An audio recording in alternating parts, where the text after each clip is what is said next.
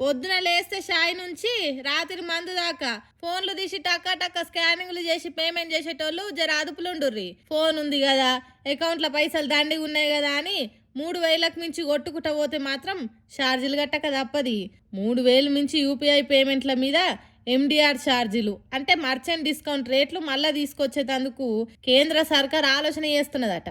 ఇప్పుడు ఈ పంచాయతీ ఎందుకు ముంగటేసుకుర్రంటే ఇప్పుడు ఎవ్వరు చూడు డిజిటల్ డిజిటల్ అని ఫోన్లకు వెళ్ళే పేమెంట్లు చేస్తారు కదా, అట్లా చేస్తే మంచిదే అని చెప్పిండ్రు. కానీ ఈ యూపీఐ పేమెంట్లు జరగాలనన్నా సెల్ ఫోన్తోని చెల్లింపులు చేయాలనన్నా బ్యాంక్ వాళ్ళకు బాగానే ఖర్చు అవుతున్నదట.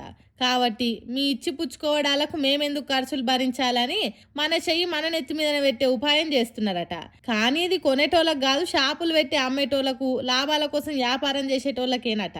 అంటే ఒకవేళ మీరు 4,000 సామాను కొంటే 3,000కి ఎక్కువ కడమ 1,000 రూపాయలకు కొంత ఛార్జీ వ్యాపారుల తాన నుంచి కట్ చేస్తారట.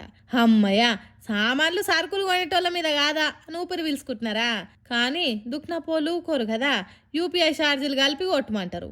అంతేకాదు దీనివల్ల రానున్న రోజులల్లో ఇది ఇండైరెక్ట్గా మనకి ఎఫెక్ట్ అయ్యే అవకాశాలు కూడా ఉన్నాయి. ఎందుకంటే అమ్మేటోనికి తక్లీఫ్ కాకుండా బ్యాంకులు వాళ్ళ మీద వేసే ఛార్జీలు కూడా మన బిల్లులనే వేస్తారని అంటుర్రు.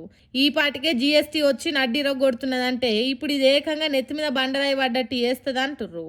ఏందో ఏమో కాగితం పైసలు క్యాష్ పేలు తప్ప ఏది తెలియని జనాలకు యూపీఐ పేమెంట్లు అలవాటు చేసారు. అది అలవాటు కానికి మొదట్లో క్యాష్ బ్యాక్ క్యాష్ కార్డులు ఇచ్చిండ్రు.